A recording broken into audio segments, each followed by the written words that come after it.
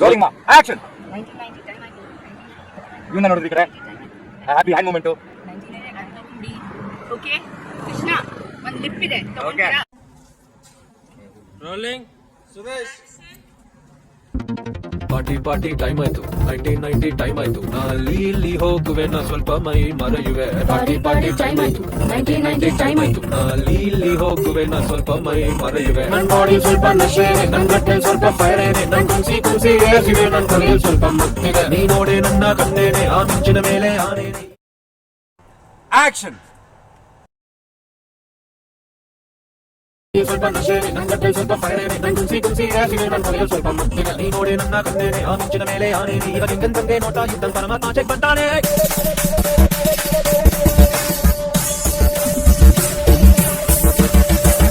Okay ಮಗ.